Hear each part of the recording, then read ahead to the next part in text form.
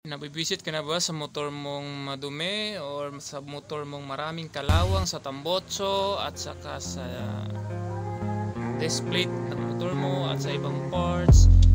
Ayan, so panoorin mo itong video na ito para malaman mo kung paano ang tamang pag-maintain para mapanatiling makintab, maganda at maporma yung motor natin. At saka tumagal siya hanggang 100 years yung motor natin. Ayan, so in this video, i-share ko sa inyo kung paano ang tamang paglinis, tamang pag-maintain ng motor natin at saka anong mga gagamitin natin sa panglinis sa motor natin. Ayan, as you can see, may XRM tayo dito at saka may click tayo doon. So, yung dalawa yan na-maintain natin kasi gusto nating malinis yan palagi. Ayan, so minsan napagkamalan pa nga itong brand new. Minsan nga may nagtanong sa akin magkano down payment nito ngayon, kahit hindi niya alam na phase out na tong motor na to. Yun yung mga na hindi alam ng mga motorcycle owners na tamang pag-maintain ng motorsiklo, especially sa paglilinis. So as you can see, wala pang mga gas-gas. Ayan, mga tambutso, walang mga kalong-kalawang. Ayan, sa display wala. Ayan, so parang bago pa rin siya kahit luma na talaga. Yung click natin, na-maintain natin yun, yung pipe nya, so painted yung pipe nya, so kailangan maingat din tayo sa paint, may paint na tambutso kasi nga pag matuklap yan parang hindi na maganda tingnan. Unlike dito sa isang tambutso ng XRM is stainless siya, so kahit anong yan kintab pa rin yan kahit i-brush mo pa yan ng maigi. Ayan, at kahit dun sa tube nya, ayan, so hindi siya painted, so madali siyang linisan. Kahit i-steel wall mo pa yan, kaya yan. Ayan, at saka yung plate ng disc plate same lang dun sa isa. Ayan, so pag hindi mo nagamit yan, laging basa yan, magbibuild yung kalawang dyan. Ayan. So anyways, yung motor natin is branded yan, so alam natin yung mga branded na motor hindi madali magkalawang. Ayan, so sa atin na lang is yung pag-maintain, tamang pag-maintain at tamang pag-alaga ng motor natin.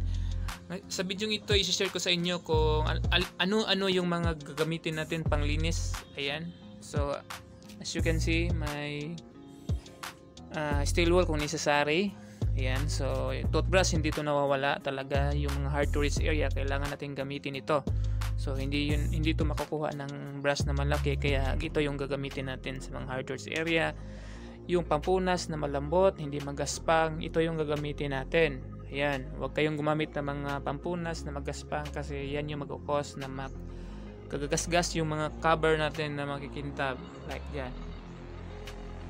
Okay, tapos may reserva na ito pang patuyo, ito yung yung may bula, yung pang sabon.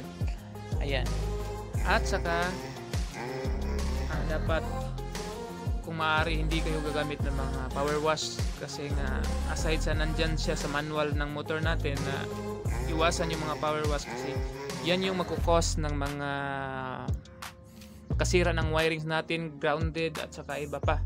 Papasok yan sa loob kasi nga yung malakas yung pressure at saka masisira yung mga parts ng motor natin.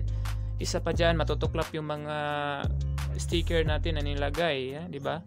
So kung maaari, kung gagamit kayo ng power wash, doon sa mga bakal lang niyo ipupuntirya yung power wash kasi yung bakal okay lang siya. Ayan. So ang gagawin nyo para hindi talaga magkalawang, tuwing magbabiyahe kayo ng malayo, dapat pag uwi nyo sa bahay, kung may time kayo, dapat linisan nyo yung, especially yung tambuto talaga, yung mga parts na pwedeng kalawangin. Yung plastic hindi naman yan kakalawangin, so no problem, kahit hayaan mo lang yan. Dito sa tambuto talaga yung mga putik at mga tubig-tubig dito yun, at dito yung nag-iinit, kaya pwedeng dumikit, magpenetrate at magiging kalawang pag hindi nahugasan ka agad. So yun lang, magiging ihabit nyo lang yung paglilinis ng motor ninyo at i-enjoy nyo lang. Ayan. So sa paglilinis, buhusan nyo muna or kamayin nyo lang muna yung mga buhangin dito, especially dito sa part na to, magkakabuhangin ito. Ayan. So wag nyo agad sabunan pag may buhangin kasi yan mag-cause ng mga gasgas sa fairings at kasi yung buhangin is maano sa pampunas, kaya yun yung mag-cause ng gasgas. Yan. At saka kung may yung mga bago na tambotso ngayon, yung mga sa scooter at sa iba pa, kasi yung stainless na phase out na yan kasi nga sa Euro 3 standards na lahat. Ayan, so dito sa click na tambotso, painted to, so hindi to pwedeng kuskusin, hindi to pwedeng kasi nga matutuklap yung pintura at saka magiging pangit na yung tingnan. Ayan, so i-maintain nyo lang ng sabon, tubig at pampunas na hindi magaspang. Ayan, so importante talaga yung tubig. So sa mga walang tubig, doon kayo sa power wash. Ayan, doon kayo, pero iwasan nyo lang na magkakasira yung mga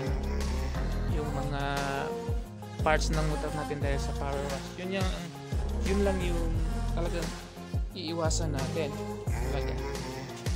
So, dapat i-maintain nyo lang, dapat week, kung maaari, kung araw-araw kayong bumabiyahe, pag uwi is hugasan nyo yung mga parts na pwedeng magkalawang o pwedeng mag-build up yung mga dumi. Ayan. So yung mga maduduming motor, wag natin silang i-bash kasi may mga rason sila kung bakit hindi nila na yung motor nila, at saka hindi pa pareho-pareho yung mga tao. Yung iba okay lang na madumi yung motor, yung iba hindi talaga okay na hayaan nila yung motor nila na madumi. Ayan, yung iba walang gamit lang sila, at yung iba naman sobrang busy talaga kaya hindi nila mapaglahanan ng oras para maglinis ng motor nila. Yeah. So I hope sa mga beginners dyan, so I hope may natutunan kayo or may pulot kayo mga ideas sa video na ito. And hindi pa kayo nakapag-subscribe sa munting channel natin, please hit the subscribe button para maging tulong na rin sa munting channel natin para lumago tayo. At saka ride safe mga ka-riders, at God bless po sa inyong lahat.